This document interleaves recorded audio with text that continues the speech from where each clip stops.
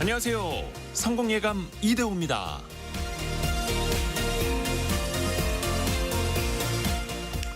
어떤 일을 성공하는데 운이 더 크게 영향을 준다고 하죠. 그래서 운칠기삼이라는 말도 있습니다. 하지만 모든 일이 그런 건 아닙니다. 운과 실력, 어느 것이 더 크게 영향을 미치는지는 분야에 따라 다르죠. 도박은 거의 100% 운에 가깝고요. 야구와 축구에도 운이 많이 작용합니다. 그래서 프로야구 한국 시리즈를 보면 실력보다 실책이 승부를 가르고 축구에서도 약팀이 강팀을 꺾는 이변이 자주 일어나죠. 반대로 바둑과 체스는 100% 실력에 가깝습니다. 단거리 달리기 역시 마찬가지죠. 우사인 볼트는 자다 일어나서 뛰어도 누구보다 빠를 겁니다. 운과 실력을 제대로 활용하는 방법이 있습니다. 유리하면 싸움을 단순하게 만들고 불리하면 싸움을 복잡하게 만드는 겁니다. 100m 달리기에서 이길 수 없다면 중간에 장애물 통과, 코끼리 코 돌기 등을 넣자고 하는 거죠. 실력이 부족해도 실력이 좌우하는 게임에서 이기려면 게임의 룰을 복잡하게 만들어서 운이 작용할 여지를 높이는 겁니다. 다윗이 골리앗을 이긴 건 정면 대결을 하지 않은 덕분입니다. 성공예감 이대호입니다. 시작합니다.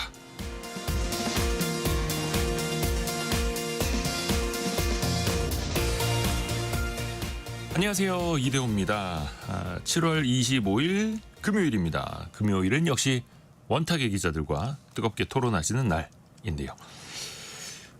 미국 증시에서 S&P 500 또 나스닥이 사상 최고치를 연일 경신하고 있습니다. 반면 우리나라 증시는 잘 나가다가 좀 박스권에 갇혀버렸죠. 또 여기에는 한국거래소의 경우에 그 주식거래 판을 흔드는 대체거래소와의 또 경쟁 구도 속에서 안에서 또 잡음도 나오고 있습니다. 주요 증시 이슈 같이 한번 이야기해 보시죠. 민생회복 소비 쿠폰 1차 신청이 요일제로 이번 주에 펼쳐졌는데요. 요일제가 오늘이 마지막입니다. 출생연도 끝자리 5 그리고 0인 해에 태어나신 분들이 오늘 신청할 수 있는데요. 내일부터는 누구나 가능하고요. 다만 주민센터는 이제 주말에는 문을 닫으니까 온라인으로만 신청하실 수 있을 텐데요. 여러분 어떻게 요긴하게 쓰기 시작하셨나요? 조금 이제 혼란스러운 현장의 목소리도 있는데요. 그 소비 쿠폰의 한 주 같이 한번 정리해 보시죠. 자, 오늘 경제상식 퀴즈 나갑니다. 영호1호님이 무더운 아침입니다. 장수환님도 무더운 아침입니다라고 거의 비슷하게 올려주셨네요. 그래서 이거 조심하셔야 됩니다. 오늘의 경제상식 퀴즈 정답 4글자가 이거 관련된 내용인데요. 전국 대부분 지역에 폭염경보, 폭염주의보 연일 발효되고 있죠. 전주, 대전, 서울은 한낮 기온이 37도까지도 오를 수 있다고 하는데요. 야외 활동, 외출 자제하셔야 하는데 기온이 크게 높아지면서 응급실을 찾는 사람도 늘고 있다고 합니다. 두통, 어지러움, 근육 경련, 심하면 생명까지도 위협할 수 있는데요. 질병청이 올해 5월 15일부터 7월 21일까지 전국 의료기관 500여 곳의 응급실을 대상으로 조사를 해보니 누적된 이걸로 인한 사망자가 9명을 포함해서 2,000명이 이 질환에 걸려서 응급실을 찾았다고 합니다. 특히 이제 바깥에서 일하실 수밖에 없는 분들 각별히 조심하셔야겠죠. 높은 온도에 장시간 노출될 경우 생기는 급성 질환을 4글자로 뭐라고 할까요? 보내주시면 됩니다. 짧은 문자 50원, 긴 문자 100원이 드는 샵 9730 그리고 비용이 들지 않는 KBS 콩 열려있고요. 추첨을 통해서 다양한 선물 보내드리고 있습니다. 4747님, 일사병은 이 질환 중에 하나로 포함이 되죠. 열사병이라고도 방대환님이 방금 보내주셨는데 조금 더 넓은 의미의 4글자로 무슨 질환 이렇게 보내주시면 됩니다. 실시간 방송 상황 그리고 다시 보기 다시 듣기 KBS 콩과 유튜브로 가능합니다. 성공예감 이대호입니다. 자주 검색하시면 성공이 가까워집니다.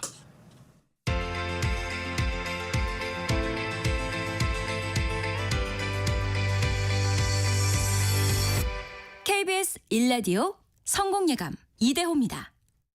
원탁의 기자들 만나보시죠. 알고란의 고란 기자, 2대12 권소현 기자, 동아일보 백상경 기자 함께합니다. 안녕하세요. 네, 안녕하세요. 밤사이에도 뉴욕 증시는 뭐 좀 혼조되는 흐름은 있었습니다만 또 사상 최고치를 갈아친 나스닥, S&P 500 왜 이렇게 뜨겁습니까?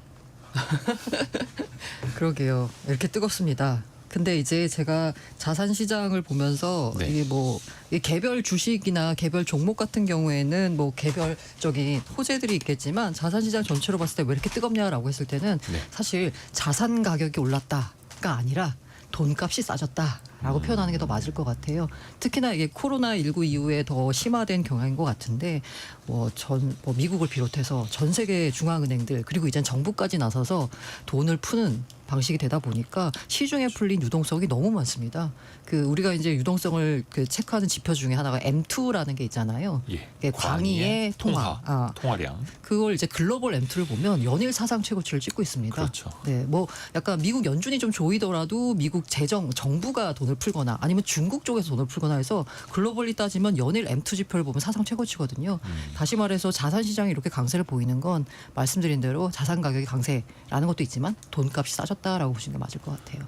저도 어디 강연 다닐 때마다 늘 강조하는 이야기인데요. 금리를 올리면 돈, 시중의 유동성이 줄어드는 게 아니라 돈이 풀리는 속도만 늦추는 것일 뿐이지 항상 수도꼭지는 졸졸졸졸이라도 열려 있다. 그래서 경기 안 좋을 때 콸콸콸콸. 수요가 너무 뜨거워서 물가 올라가면은 조이기는 조이는데 그래도 졸졸졸졸 돈은 계속해서 풀리게 된다라는 거 항상 강조를 드립니다. 근데 미국 증시를 보면요, 뭐 조금 이제 물론 엔비디아 같은 경우는 또 사상 최고치 기록하기는 했던데 요즘에 보니까 또 뭐 밈 주식이라는 게 난리도만요. 권소영 기자.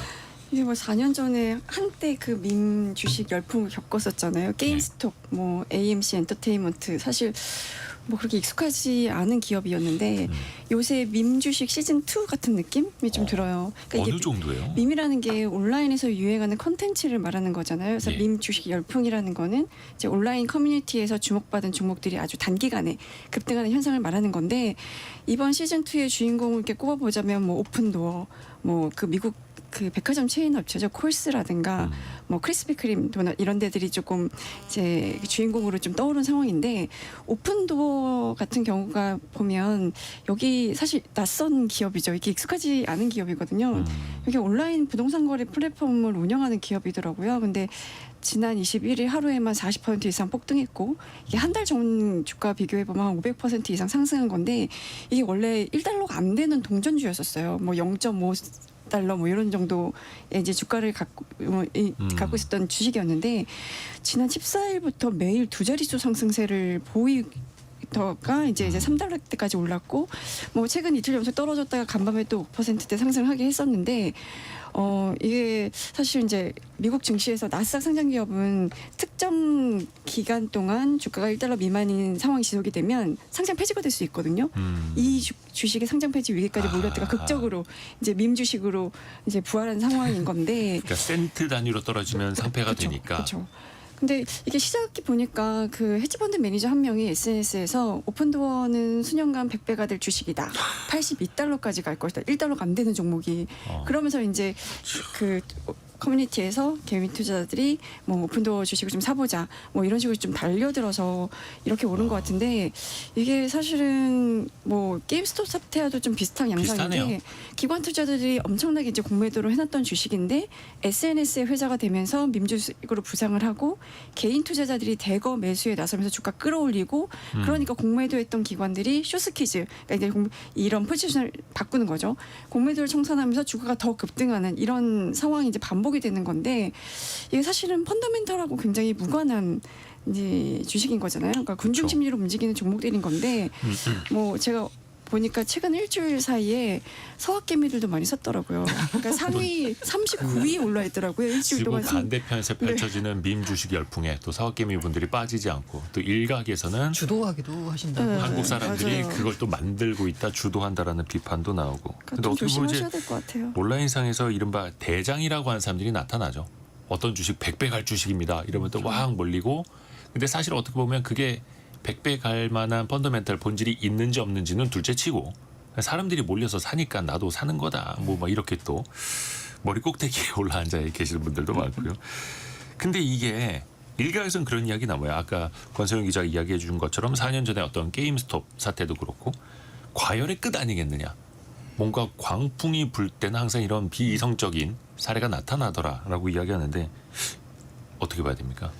그게 사실 이제 뭐 오픈도어 같은 경우는 뭐 진짜 그 밈 주식으로 우리가 지금 많이 받아들이고 있고 실질적으로 움직이는 것들은 밈 주식에 가까운데 네. 사실 이 업체가 예전에 보면 주가가 막 $40까지도 가고 이렇게 어쨌든 상장할 때쯤에는 되게 유망했던 기업이긴 해요. 근데 이제 그 이후에 이게 어쨌든 이 회사의 핵심 사업 자체가 주택 거래이기 때문에 이 코로나 팬데믹을 맞으면서 그때 확 무너지고 실적이 안 좋아지면서 완전히 와르르 무너진 그런 케이스에 가까웠거든요. 그래서 사실은 이제 이런 업체들이 실적이 좀 호전이 된다? 뭐 이런 부분이 아예 없는 것들은 아닌데, 근데 말씀하신 것처럼 지금의 상황은 본질적으로는 지금 약간 핀플루언서들이 뭐 얘기해가지고 그게 이제 소셜 네트워크 상에서 회자되는 뭐 이런 것들 때문에 올라가는 건 맞는 거죠. 근데 이제 이게 결국은 이제 말씀하신 것처럼 이게 과열의 끝 이렇게 볼 수도 있겠는데, 이게 지금 우리가 어쨌든 시중 통화량이 계속 증가하는 상황이고 이 갈 곳을 찾고 있는 자금들이 어디로는 흘러가는 상황이기 때문에 증시가 그 중에 하나일 수밖에 없는 것들은 뭐 주지의 사실이고요. 그래서 이게 지금 앞으로 이제 뭐 증시가 더 오를 것이냐 내릴 것이냐 이 부분에 대한 얘기들을 하자면은 좀 뭐 말들이 계속 길어질 수밖에 없지만은 어찌됐건 지금 들어오는 것들이 완전히 뭐 버블의 끝이다라고 지금 뭐 얘기하기는 조금 어려운 부분이 있는 것 같고요. 이거 좀 이 상황 자체만을 놓고 보면 예전에 비해서 이렇게 특정한 몇몇의 이런 그 스피커들이 좀 더 주식 시장이나 증시나 자산 시장에 목소리를 내기가 되게 쉬워졌다. 뭐 우리나라도 마찬가지고 미국도 환경적으로 마찬가지고. 좀 변했다라고 좀 봐야 될 것 같습니다. 맞습니다. 그 우리 시장으로 좀 돌아와 볼까요? 미국은 사상 최고치 거듭하고 있는데 코스피를 요즘 보면 오늘은 무한 강보합 그리고 코스닥은 약보합 좀 엇갈리고 있고 코스피가 3,194 선에 있는데 뭐 그래도 3,200까지 빠르게 올라왔다가 물론 이게 뭐 쉬는 기간이 오래되지는 않았습니다만 좀 갇혀 있는 느낌이죠. 해외랑은 다르게. 어떤 차이가 있을까요? 사실 왜 올랐냐를 보자면 새 정부 들어서면서 와 증시 밸류업 할 거다. 그리고 최근에 나왔던 여론조사 중에 인상적이었던 게 선호하는 재테크 수단이 뭐냐에 대해서 2000년 이후 처음으로 주식이 부동산을 앞섰습니다. 네.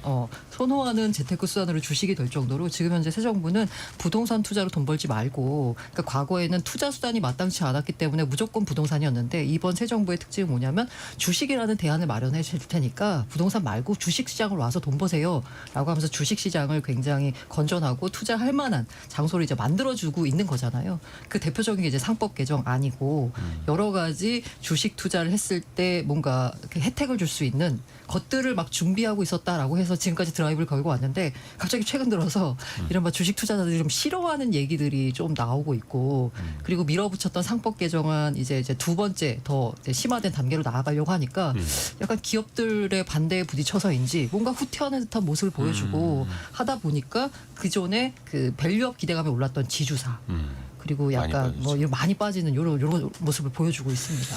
그러니까 이게 근데 생각을 다시 이제 돌려보면 코스피가 3,200까지 와서 우리 다시 이제 역대 최고치 넘어서는 거 아니야라고 하는데 미국이나 일본이나 대만은 거의 사상 최고치 이제 넘어서서 거기는 이제 지붕 뚫고 가고 있는데 우리는 상대적으로 그보다 더 많이 못 올랐었고 이제 천장 근처까지 왔다가 여기서 이제 맞고 내려오고 있는 건데요.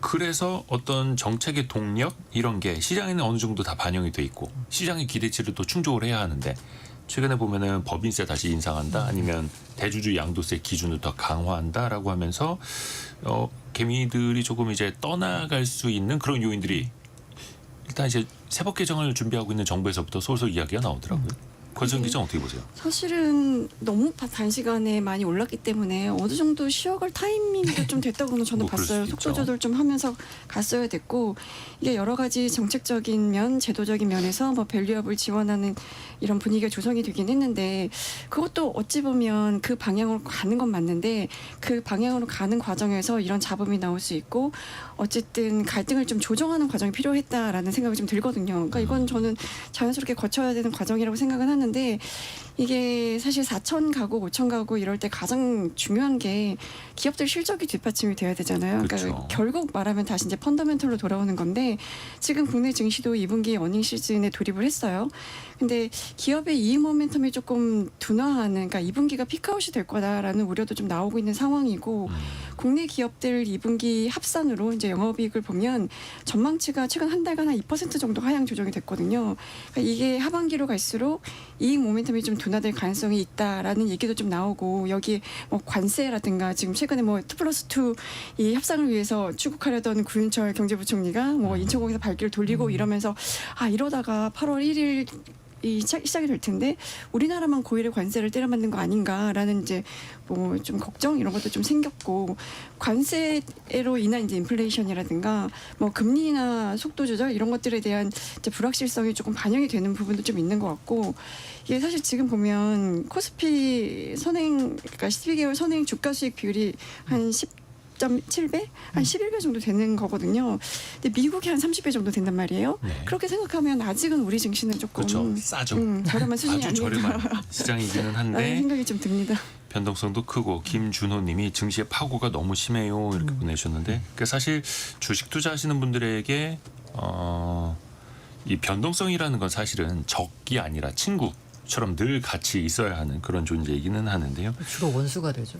투자는. 그렇죠. 사실 이제 그때 많이들 손해를 보고 나오시다 보니까 이게 또 항상 반복이 되어 왔었고 정책적인 면으로도 좀 따져볼 것들이 많기는 합니다만 우선은 가장 큰 거 그 관세 협상 이게 일본이 너무 크게 선물을 줬죠. 미국에 5,500억 달러 뭐 한 760조 원 그러다 보니까 관세율을 15%로 조정을 했고 우리는 그보다 더 나은 결과를 받아들여야 하는데 만나질 못했어요. 재무부 장관은. 이게 사실은 이제 좀 갑자기 취소됐다 이렇게 지금 보도가 계속되면서 이제 어쨌든 미국이 먼저 하자고 했다가 거의 이메일로 취소 통보를 했다 이렇게 얘기들이 나오기 시작하니까 지금 다른 나라들 특히 일본 같은 경우는 15%라는 그래도 굉장히 좋다고 평가를 받고 있는 관세를 지금 받아들었는데 이렇게 해서 타결을 시켰는데 이거 우리나라는 지금 일본하고 보면은 산업적으로 경쟁 차원에 있는 것들이 굉장히 많이 있잖아요. 자동차도 그렇고 근데 이게 우리가 지금 뭔가 협상이 순조롭지 않다. 협상이 어쨌든 끝이 나더라도 일본보다 지금 제대로 못 받을 가능성이 있다라고 이렇게 얘기가 되면은 결국은 우리 산업이 크게 타격을 받을 수밖에 없는 그렇죠. 거기 때문에 그런 부분들 때문에 지금 굉장히 불안감이 큰 것 같습니다. 근데 이제 어쨌든 정부 입장에서는 위성락 실장이나 뭐 얘기하는 것들도 보면은 얘기는 잘 하고 있다라고 어쨌든 하는 거예요. 그래서 뭐 지금 유선상으로 통화도 하고 뭐도 하고 지금 다 진행은 되고 있다. 다만 좀 시간이 조금 딜레이가 된 것이다. 이렇게 얘기를 하고 있는 건데 어쨌든 조금 지금 다른 EU라든지 다른 곳들이 먼저 협상에 조금 어떤 가닥들이 나올 것 같은데 우리나라도 좀 더 좀 신경을 써야 될 것 같습니다. 그 스캇 베센트 미국 재무장관의 일정을 보면 뭐 트럼프 대통령 뭐 수행하는 일정 유럽 같이 가고 그다음에 미중 관세 협상 해야 되고 이런 거 따지다 보면은 거의 8월 1일 전에 만나긴 쉽지 않다. 막 이런 보도가 나오더라고요. 그래서 우리 입장에서는 지금 굉장히 좀 적신호가 켜져 있는 상황이고요. 약간 겁주는 것 같아요.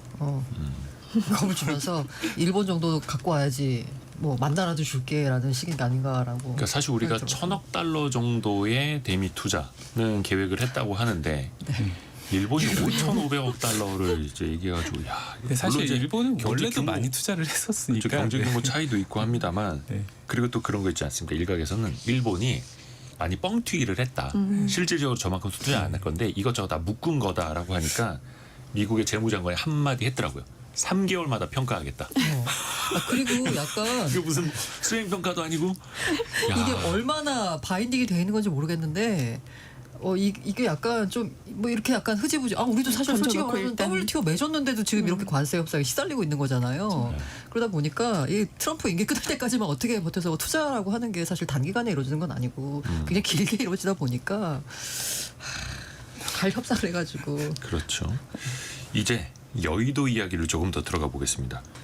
요즘에 한국거래소가 참 시끌시끌한가 봅니다. 한국거래소 내부 로비에 근조 현수막이 내걸렸어요. 이거 좀 섬뜩한데? 어떤 이유에서입니까? 결국은 네, 말씀하세요. 네, 이게 백상경 기자. 지금 뭐 딱 그 걸려 있는 사진들 이제 많이 보셨을 겁니다. 뭐 한국거래소의 미래가 운명을 다했습니다. 고인의 명복을 빕니다. 이렇게 근조 현수막이 이렇게 달려 있었는데 사실 이제 이거의 시발점은 결국은 이제 대체 거래소입니다. 넥스트레이드 출범 이후에 거래소 내부에 계속적으로 이제 불만이 계속 이렇게 뭐 누적이 된 상태였는데 그게 이제 어쨌든 이제 거래 시간을 이제 한국 거래소의 거래 시간도 늘린다. 뭐 이런 여러 가지 얘기들이 같이 나오고 또 이제 대체 거래소의 거래량을 늘려준다. 뭐 이런 것들 뭐 계속 얘기가 같이 나오다 보니까 노조 한국 거래소 노조에서 이제 계속 참다가 근조 이 현수막까지 거는 뭐 이런 상황까지. 그건 이제 온 거죠. 한국거래소 직원들이 노조에서 내건 건데 아마 많은 분들이 이제 대체거래소 ATS라고 하는 넥스트레이드라는 회사의 거를 같이 이용을 하는 거고 또 대형 증권사들이 이미 MTS로 다 서비스를 하고 있죠. 그래서 어떤 거래소를 선택해서 내가 거래할 것인지 또 저녁 8시까지는 넥스트레이드로 거래가 가능하고 그러니까 뭐 많은 사람들이 선택을 할 수 있고 오전에 정규장 열리기 전이나 오후에 정규장 끝나고 난 다음이나 편리하게 이용할 수는 있는데 한국거래소 내부에서 사실 이제 대체거래소 시작되기 전부터 말들이 많았잖아요. 너무 무임승차하는 것 아니냐. 왜냐하면 한국거래소의 시스템을 가져다 쓰는 게 많지 않습니까? 네. 이건 좀 어떻게 봐야 됩니까? 그간 70년이라고 해야 되나요? 그 단일 거래소 시스템이었잖아요. 한국거래소 이제 독점이었죠, 법적으로. 근데 그러다가 이제 처음으로 생긴 게 이제 넥스트레이드이기 때문에 초반에 약간 한국거래소의 시스템을 가져다 쓰는 거는 어쩔 수 없는 부분이 있다고 봐요.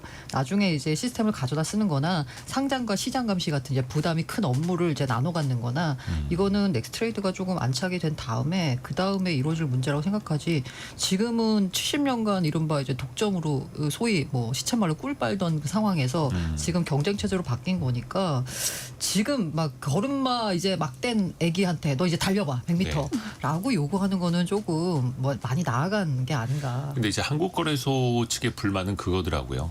그러니까 대체거래소가 생기는 것까지는 좋은데 상장, 뭐 상장 폐지 심사, 공시, 시장 감시 그러니까 비용 많이 들고 인력이 많이 투입되는 이런 거는 다 한국거래소가 하고 저쪽은 그냥 거래를 통해서 수수료 얻어가는 것만 경쟁을 하고 있으니 네. 너무 한국거래소 또 그쵸. 불리한 거 아니냐. 이렇게 지금은 얘기하는 그런데 거죠. 이제 나중에 시간이 되면 그 비용을 약간 분담하는 방식으로 해서 점유율 뭐 따져가지고 분담하는 방식으로 이제 바뀌는 식이 돼야 되는데 지금은 이제 출범한 지 1년도 뭐 얼마인가요? 얼마 안 뭐 됐죠. 얼마 안 된 실제로 상황이잖아요. 수수료는 매년 지불하고 있고 그 그렇죠. 수수료율은 상호 간의 협의해서 결정한 건데 워낙에 70년 동안 독점하면서 누렸던 것들 있잖아요. 그걸 네. 놓기 싫은 거예요. 원래 기존에 사실죠. 과점적인 사업자들은 그걸 느낄 만한데 저는 좀 아쉬운 게 어쨌든 넥스트레이드 출범하면서 이제 경쟁 체제가 시작이 됐고 그걸로 해서 당초에 소기에 먹혔던 투자자들의 편이 굉장히 확대가 됐어요. 네. 그러니까 정규 시작 이외에 편익은 좋아졌죠. 출근 전에 혹은 이제 퇴근 후에 거래가 가능해졌고 수수료도 좀 낮아졌고 뭐 이런데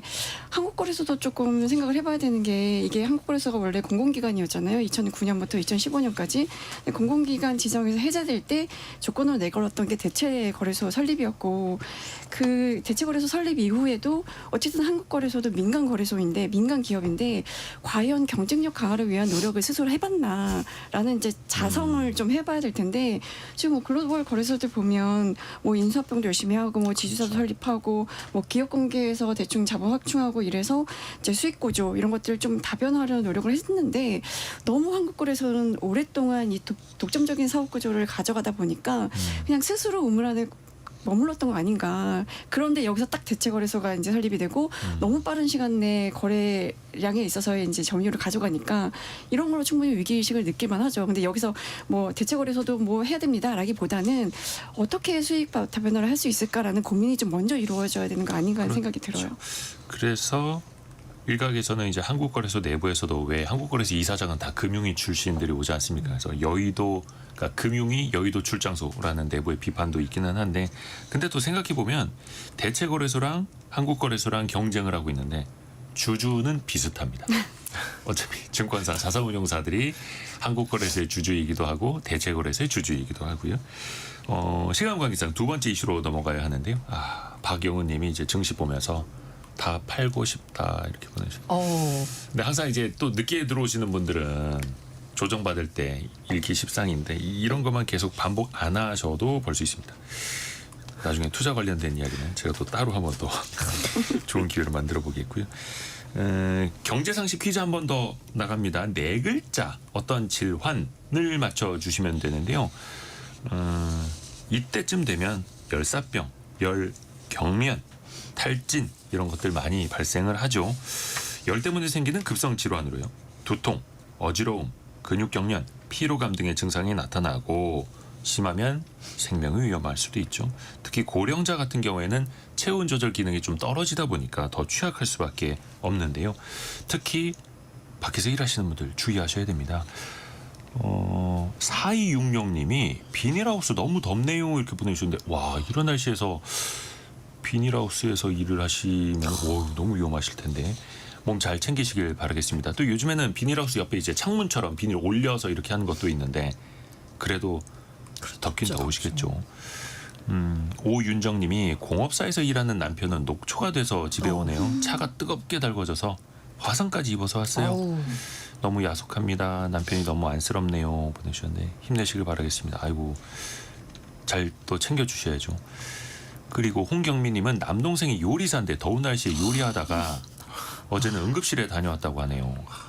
이 더운 날씨 또 불 앞에서 일하셔야 하는 분들도 고생이 너무 많으십니다. 신은재님 너무 더워서 집에서도 이게 걸릴 것 같아요 라고 또 에어컨 없으신 분들 안 트시는 분들은 또 김준호님은 반대로 냉방병도 조심해야죠 이렇게도 보내주셨고요. 9552님이 강력한 힌트 주셨습니다. 자, 네 글자인데요. 온돌 질환 아니고 발열 질환 아니고 예, 잘 합성을 해주시기 바랍니다. 짧은 문자 50원 긴 문자 100원이 드는 샵 9730 KBS 콩 열려 있습니다.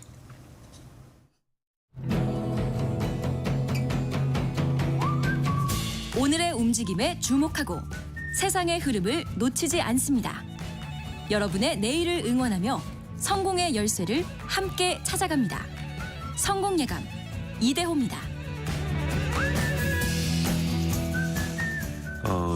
민생회복 소비 쿠폰 이번 주부터 이제 신청이 시작됐고 신청하면 다음 날 바로 이제 온라인으로도 지급이 되기 시작했죠. 기자분들 혹시 신청 다 하셨나요? 아유 그럼요. 그렇죠. 사용도 하셨어요? 네, 아침에 예. 제 그 카드로 약간 애들 떡을 사줬거든요. 오. 동네 떡방이잖아요. 네네네. 그러니까 바로 안내가 오더라고요. 5,000원 사용했습니다. 남은 게 얼마입니다. 얼마 차감이 예. 되는지 떡부터 사드셨고 백상경 기자 썼어요? 저는 아직 못 샀습니다. 저도 아직 못 써봤어요. 아 그래요? 이제 그 돈으로 무얼 할까 이제 행복한 고민도 하고 소비도 좀 많이 늘었으면 좋겠는데 이게 좀 색다른 이야기들이 또 올라오고 있더라고요. 한 커뮤니티에 중학생 딸이 소비 쿠폰 소유권을 주장한다고. 원래 그 미성년자는 세대주가 다 통합해서 받게 돼 있지 네. 않습니까? 중학생 딸이 15만 원 다 줘야 되는 거 아니냐. 잠깐 좀 우리도 논쟁을 좀 해볼까요? 어떻게들 생각하세요? 그래서 제가 아니, 근데 다 우리 아침에 부모님이라 이게. 물어봤어요. 그 이제 저희 남편한테 예. 만약에 저희 딸이 이제 6학년이거든요. 초등학교 6학년인데 만약에 이렇게 주장하면 어떡하냐. 자기 15만 원에 대한 권리를 그랬더니 저도 약간 그렇게 생각하는데 일단 너도 국민의 일원으로서 소비 쿠폰을 받을 자격이 된다. 그래서 받겠지만 그러나 너의 소비는 다 부모니까 책임지지 않겠니? 상징적인 의미로 너도 국민의 일원이다라는 걸 일깨워주기 위한 10,000원은 줄 수 있지만 나머지는 엄마 아빠가 하는 걸로 하자로 합의를 봤습니다. 그럼 그 15만 원을 주고 그거를 집에서 써라. 엄마 밥 해주면 그 10,000원씩 주고 해라라고 할 수도 있겠고. 혹시 그러면 권소연 기자는 어떻게 풀어가실 생각이세요? 저희 쌍둥이도 지금 초등학교 6학년이라 다행히도 이 존재를 아직 몰라요. 아마 이제 중학교 이상 되는 아이들은 이제 친구들한테 듣고 이렇게 엄마한테 요구를 하는 것 같은데 저는 어쨌든 이게 세대주가 신청할 수 있는 거잖아요. 보니까 이제 저는 세대주가 아니고 남편이 신청을 해야 되는데 그것도 사실 약간 조금 남편이 받아서 남편이 어떻게 쓸지 모르는 거니까 그래서 제가 막 이거 세대주만 신청할 수 있대 그랬더니 누가 세대주로 바꾸는 법을 또 보내주더라고요. 세대 변경 근데 어쨌든 복잡해집니다. 지금 설날 세뱃돈이나 이런 것들 다 이제 본인들한테 주거든요. 저는 그래서 소비 쿠폰이 나와서 본인들이 주장을 하면 줄 텐데 주장하기 전까지는 그냥 모르는 척하고 있어야겠다라는 생각을 좀 했어요. 이정옥님은 막둥이가 소비 쿠폰 받았다고 15만 원 한도 내에서 한우 사준다고 해서 빵 터졌어요. 우선 엄마 이 집이 사실 냉면이 맛있어 냉면부터 시키고 한우 먹을까 이럴 수도 있고. 네. 근데 이게 그 결혼 이주 여성을 비롯해서 국내에 거주하고 있는 이제 외국인 그러니까 그 자격을 갖추신 분들 이 소비 쿠폰을 받는 거에 대해서도 좀 온라인에서 이게 논쟁이 있더라고요. 아니 근데 이거 따져 보면은 그 이제 왜 이 소위 말하는 외국인한테 소비 쿠폰을 주느냐라는 네. 거잖아요. 근데 거기에 깔려 있는 건 뭐냐면 아니 세금 한 푼도 안 내는데 왜 세금 혜택을 받느냐? 어쨌든 소비 쿠폰이라는 게 세금에서 나오는 거잖아요. 그런데 이거 따져 보면 이분들 세금 내고 있습니다. 네네네. 네네. 그게 이제 소비 쿠폰을 받는 분들은 대부분의 이주민 소비 쿠폰 대상에서 빠지고요. 예외적으로 내국인 1인 이상 포함된 주민등록부에 등재된 외국인, 영주권 비자, 결혼 이민자, 난민 인정자 등인데 이 난민 인정자, 영주권자, 결혼 이민자, 내국인과 마찬가지로 소득세, 지방세, 사회보험료 납부하고 있습니다. 그러니까 이분들도 본인들이 세금 낸 거고 그 세금에 따라 혜택을 받는 거거든요. 네네네. 그러니까 우리가 일반적으로 알고 있는 그 외국인 세금 한 푼 안 내는데 받는다 이런 논리는 맞지 않는다라고 보시면 될 것 같습니다. 또 반대로 우리 국민이 해외 뭐 유학 나가서 아니면 일 때문에 나가서 그 나라의 복지 혜택을 또 받을 수도 있고 뭐 교육비 혜택을 받는 독일 같은 나라도 있고 하니까요. 같이 좀 생각을 해봐야죠. 또 천태만상이 있는 게 광주시에서 어떤 논란이 좀 일어났어요. 소득별로 선불카드의 색상을 달리했더라고요. 왜 저소득층일 경우에는 최대 이제 45만 원, 2차까지 합치면 뭐 55만 원까지 나가는데 이거를 카드를 색깔을 구분했대요.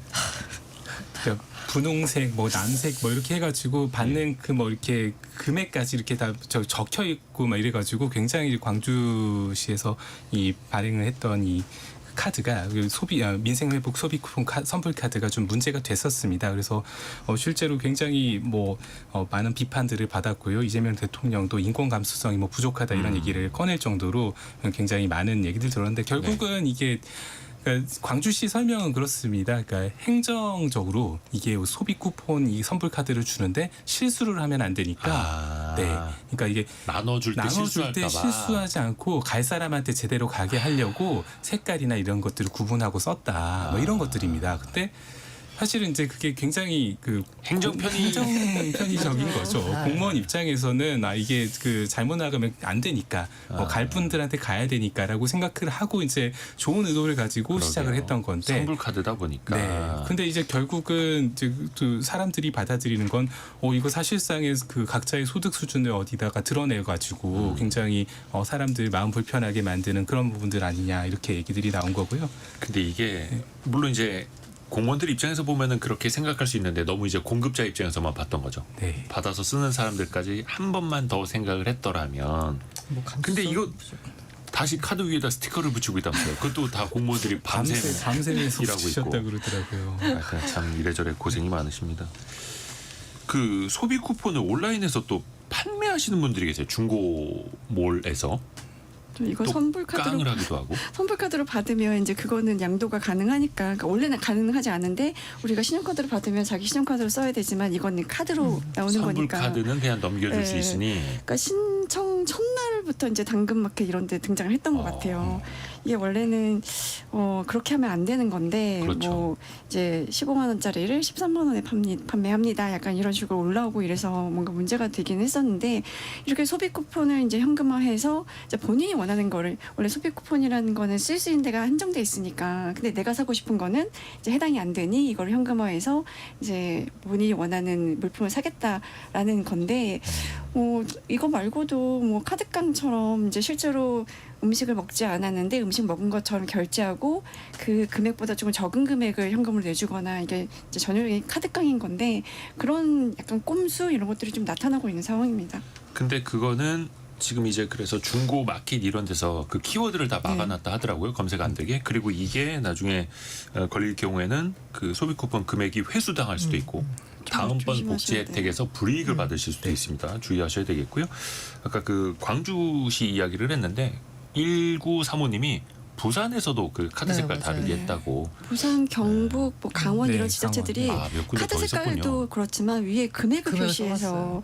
뭐 그러니까 20만 이게 원 카드 이렇게. 내주는 공무원이 실수하면 안 되니까. 네. 이거 그러면 뭐 실수하면 이제 그 되돌아올 그 아이고야. 후폭풍을 우려한 건데 어디 그럼 모퉁이에다가 이렇게 별표, 하트, 스페이드 이렇게 했어야 되나? 어렵습니다. 근데 이게 민생회복 소비 쿠폰 10조 원 이상의 이제 세금이 쓰이는 건데 예산이 쓰이는 건데 정말 필요하신 곳에서 마중물이 돌게끔 해야 하는데 이걸 가지고 이제 뭐 사교육이라든지 피부과라든지 이런 데가 오히려 더 많이 호황을 볼 수 있다라고 하더라고요. 뭐 근데 이게 예. 약간 아까 말씀 예를 들어서 소비 쿠폰을 양도하는 거 이거는 이제 막을 수가 있습니다. 이거는 약간 뭐 페널티를 법에 줘서. 보조금 관리에 관한 법률에 따라서 이걸 음. 위반하는 거고 하고요. 그런데 사실 어디다 쓸지는 쓰는 사람 마음이거든요. 그러니까 연매출 30억 원 네, 안 맞아요. 되는 학원, 연매출 30억 원 안 되는 피부과. 네. 그럼 거기도 마음인데 소상공인이니까. 거기까지는 어떻게 할 수가 없어요. 정부 예, 입장에서는. 예. 다만 정부에서는 당부를 할 뿐이죠. 이게 취지에 걸맞는 소비를 해달라라고 당부를 할 뿐인데 사실 현실에서 벌어지는 건 저 어떤 커뮤니티 봤더니 담배만 15만 원 지났다는 맞아요. 분도 계시고 다양하게 쓰는 것까지 막을 수는 없지만 좀 취지에 공감해서 쓰셨으면 하는 그냥 바람인 거죠. 그러게요. 이게 돈이 잘 도는. 그러니까 내수가 좀 회복이 되는 영향이 나타나야 하는데 그 효과를 좀 우리가 어떻게 내다볼 수 있을까요? 백상경 씨 어떻게 보세요? 결국은 이제 12조라는 막대한 돈을 어쨌든 소비를 하라고 지금 푼 상태인 거잖아요. 그러다 보니까 그 유동성이 어쨌든 이 소비 형태로 지금 들어오긴 할 겁니다. 근데 네. 말씀하신 것처럼 용처를 우리가 어디다가 딱 타겟팅을 할 수가 없고 특히나 사실 우리가 이제 이런 소비 쿠폰을 뿌린다고 했을 때 제일 좀 혜택을 받았으면 하는 뭐 분들은 소상공인들이잖아요. 근데 이런 쪽까지는 사실 이분들이 다루는 게 필수제일 가능성이 높고 그러면은 필수제는 평소에도 쓰고 있는 돈이란 말이죠. 그러니까 사람들이 필수제는 뭐 내 돈으로 쓰고 있었는데 그걸 소비 쿠폰으로 쓰고 이제 소비 쿠폰으로 받은 만큼은 다른 재화를 사용하는데 이제 좀 다시 쓰는 다르게 쓰는 이런 형태로 가게 되면 사실은 이제 우리가 정책적으로 완전히 기대를 했었던 이 12조라는 소비 쿠폰이 풀려가지고 민생을 다 살리는 이런 쪽으로 가기에는 사실은 조금 한계가 있는 게 뭐 사실이고요. 이거는 뭐 정책을 설계할 때부터도 사실 뭐 많이 알고 있는 부분들이기 때문에 뭐 12조가 다 흘러갈 것이다 이렇게 생각을 하지는 않았을 거예요. 근데 어쨌든 소비를 조금 진작하기 위해서 돈을 푸는 만큼 사람들의 소비가 늘어나는 지금도 당장 보면 저도 이제 뭐 가족들하고 얘기하는 게 고기 먹으러 갈까 이런 얘기를 하거든요. 의식이 많이 쓰는 것 같아요. 네, 그래서 이제 그런 부분들이 많이 있으니까 어찌됐건 도움은 될 것이다, 되기를 바란다, 뭐 이렇게 그렇죠. 생각을 그러니까 해야죠. 네. 소비를 그냥 대체하는 게 아니라 소비가 증가하는 효과를 불러와야 네. 하는 건데요. 그리고 또 하나 아쉬운 게 사용처는 정해져 있는데 연매출 기준으로 네. 그런데 사용품 품목으로는 정해져 있질 않아서 그 사용처에서 수입품을 또 많이 살 수도 있고 편의점에서 예를 들어서 뭐 수입 와인을 산다거나 피부과 가서 수입 보톡스를 맞는다거나 이게 또 가능해서 물론 이게 너무 디테일하게 들어갈 수는 없겠습니다만 아주 어떻게 다. 그래서 그래도 다행인 거는 1분기 경제 성장을 보니까 내수가 좀 살아났더라고요. 뭐 수출도 좋았고 그리고 이제 내수의 성장 기여도도 1분기에 비해서 굉장히 높아졌는데 여기에 2차 추경은 아직 반영이 안 된 상황이거든요. 그러니까 이달 초에 이 2차 추경 31조 8천억 원 확정이 됐고 지금 민생회복 소비 쿠폰 이제 주고 있으니까 네.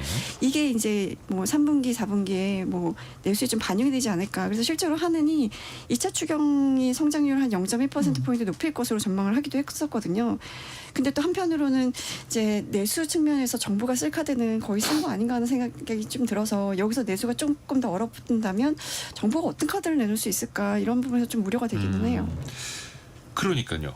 그러니까 소비 진작 방안을 또 하나 강구하라고 대통령이 지시를 했던데 어떤 게 있을까요? 뭐가 나와야 될까요? 일단 2분기 GDP까지는 1분기 역성장에서 조금 올라오긴 했습니다만 여전히 뭐 좋은 수준은 아니고 그것도 보면 어떻게 보면 이제 정부 지출로 좀 끌어올린 효과가 있지 않았습니까? 2분기에도 네.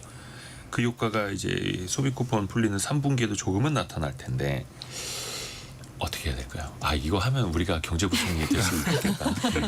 정부가 재정 생각을 안 할 수가 없을 것 같아요. 어쨌든 이제 뭐 추가로 지원 방안을 만든다고 해도 결국은 재정 투입을 하는 건데 계속적으로 재정이 투입되는 것에 대해서 지금 어쨌든 많이 부담감들이 있는 게 사실이잖아요. 그래서 특히나 이제 이렇게 재정을 투입했는데 소비 효과가 제대로 이제 소비 증진 그 진작 효과가 제대로 이루어지지 않는다라고 하면 결국은 이제 물가만 조금 더 끌어올리는 효과만 만들어 놓고 기대했던 만큼의 효과를 못 보는 이런 상태가 될 수 있기 때문에 많이 좀 고민이 될 것 지금 같습니다. 폭우에다가 뭐 폭염에다가 여기 소비 폭까지 더해지면 물가 상승을 우리가 걱정 안 할 수가 없는데 다만 이제 내수는 어쨌든 간에 조금 이제 반등의 기미를 보이니까 1분기 성장률에서 보면 투자가 굉장히 부진했더라고요. 그러니까 전체적으로 경제를 좀 이제 끌어올리려면 부진했던 투자 부분은 어떻게 살릴 건지를 좀 먼저 고민하는 게 맞는 거 아닌가 하는 생각이 좀 들어요. 이거는 일단 마중물이니까요. 마중물을 부었고 그것으로 인해서 또 경제는 심리니까 조금씩 더 나아졌다라는 소식이 들리면 아마 조금씩은 더 나아질 수도 있을 것 같습니다. 5083님 항상 잘 듣고 있습니다. 저희 장인어른도 담배만 15만 원어치 사셨어요. 일러 바치셨고요. 이말숙님은 남편이 담배값으로 쓴다는데 그러지 말라고 했더니 내 맘인데 왜 그러냐고 화를 내네요. 약간 아이디어를 주는 셈이 좋네요. 근데 그렇게 생각하세요. 세금으로 소비권 받았는데 다시 세금 낸다고 세금을 생각하면 그러네. 네. 그러면 아깝지 담배값에. 않겠습니까?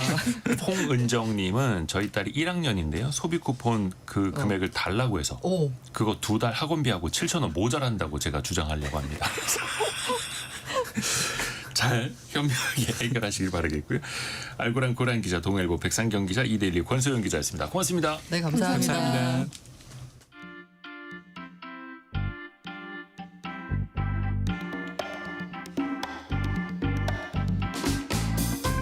지금 여러분께서는 KBS 일라디오 성공예감 2대 홈미다를 듣고 계십니다. 프로그램에 참여하신 청취자 여러분께는 추첨을 통해 아름다운 식탁 창조 주빅푸드에서 뿌리 담은 리얼 생와사비를, 쉽고 빠른 판촉물 제작 시너지 기프트에서 고속 충전 알람 시계를, 그리고 성공예감에서 준비한 커피 쿠폰을 보내드립니다. 당첨자는 성공예감 2대 홈미다 홈페이지에서 확인하세요.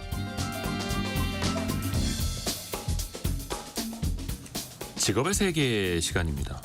우리나라 반려동물 시장 규모가요. 22년도 기준으로 8조 5천억 원, 그리고 매년 10% 가까이 성장을 거듭하고 있다고 하는데요. 반려동물, 이제 애완견이라고 부르면 큰일 나죠. 반려, 그러니까 거의 가족 같은 동물인데요. 그래서 관련된 시장도 커지고 있고 직업도 많아지고 있고요. 오늘은 반려견 지도사를 만나보겠습니다. 한경비즈니스 강홍민 기자가 함께합니다. 안녕하세요. 안녕하세요.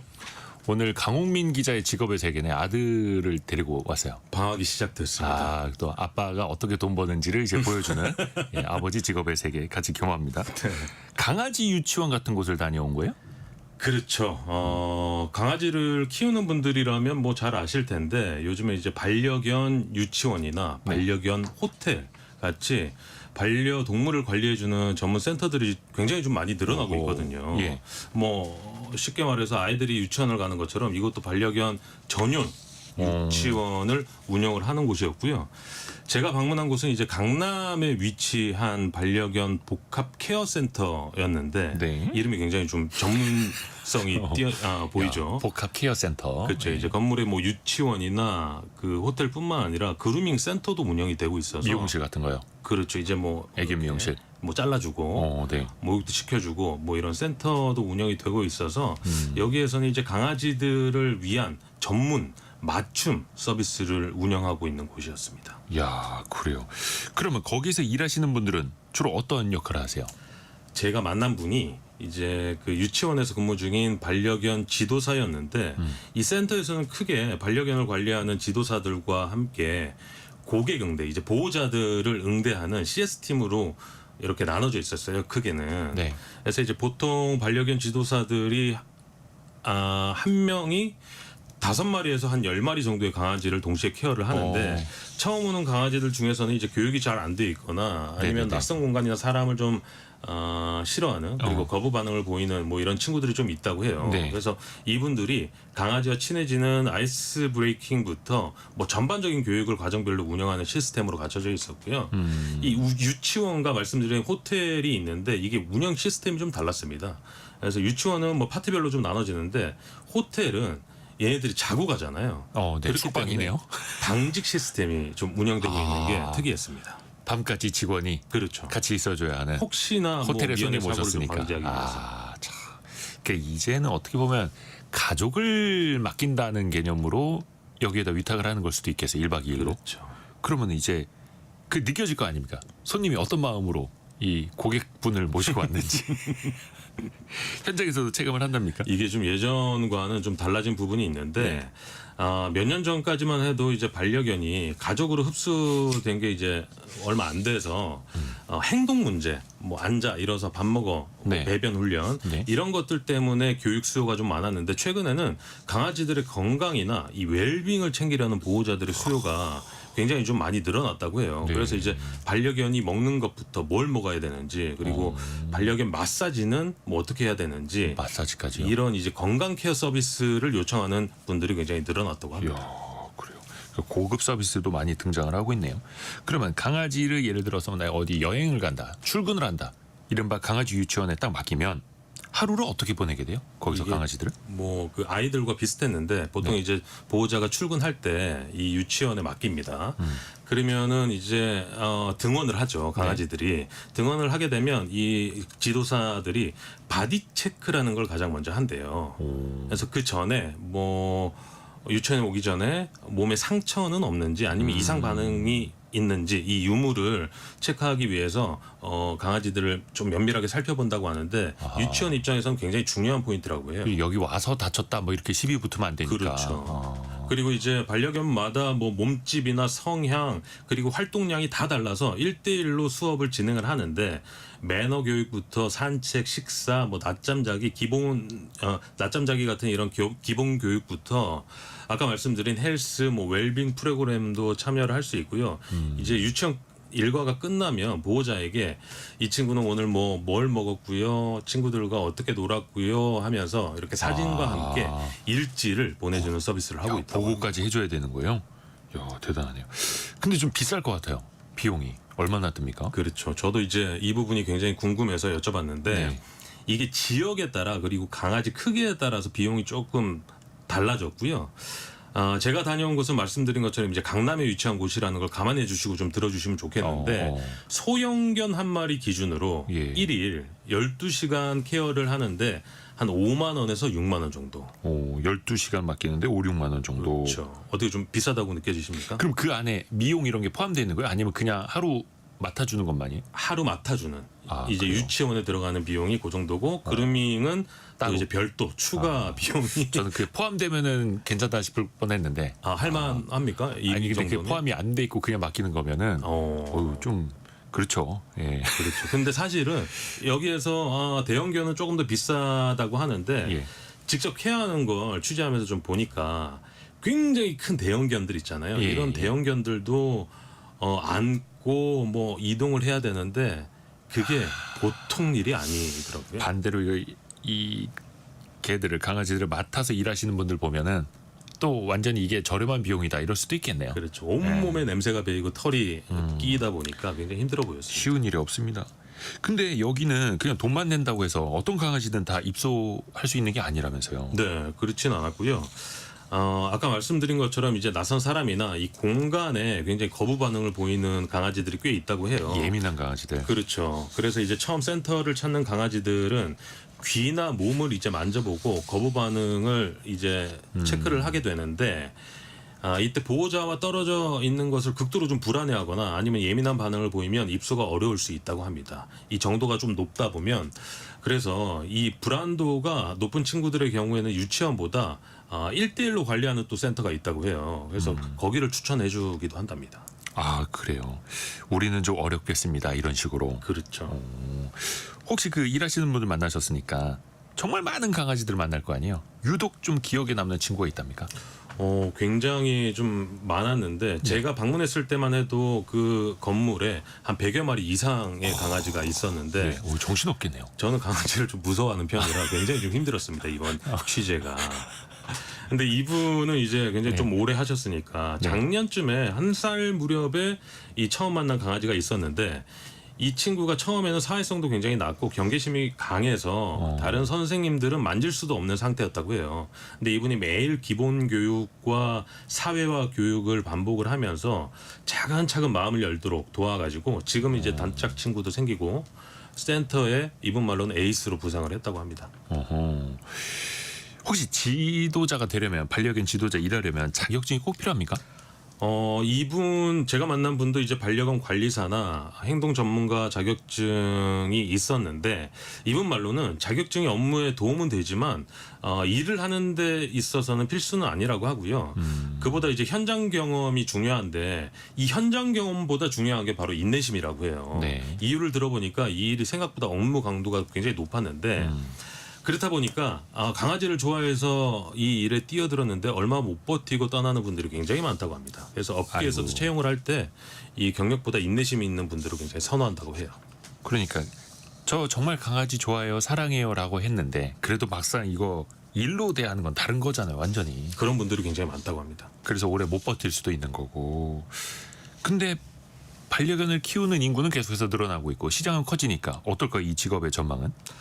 반려동물이 늘어나면서 이제 동물병원이나 아까 말씀드린 것처럼 이제 그와 관련된 산업들이 굉장히 커졌다고들 하는데 사실 이 전문 케어 센터는 아직은 좀 걸음마 단계로 보였고요. 반대로 전망을 보면 요즘 AI가 뭐 인간의 일자리를 대체한다고 하는데 이 반려견 지도사는 사람의 손길이 꼭 필요한 부분이라 기술 발전과는 크게 상관이 없는 직업으로 보였습니다. 그래요. 이 시장은 계속해서 커질 수 있고 좋습니다. 오늘 몰랐던 것도 많이 배웠고요. 8286님이 애견 유치원도 빈익빈 부익부가 극명하게 나타나네요. 또 이렇게 맞습니다. 글도 올려주셨고요.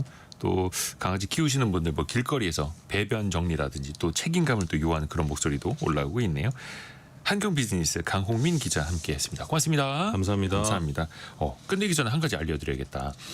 저희가 어제 방송 때 알려드렸잖아요. 정부 지원 국민 영화 관람 6,000원 할인권, 영화 관람 6,000원 할인권. 그게 오전 10시부터 잠시 후 10시부터 주요 영화관 앱 홈페이지에서 신청하실 수 있게 열리거든요.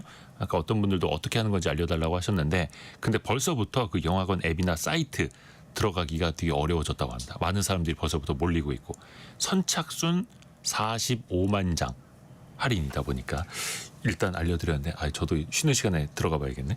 자, 1부 벌써 마칠 시간이고요. 2부에서는요. 이 폭염과 폭우 과연 우리 주거 환경 어떻게 개선하면 좋을지 같이 한번 또 이야기 나눠보겠습니다. 뉴스 들으시고요. 10시 5분에 금방 다시 돌아옵니다.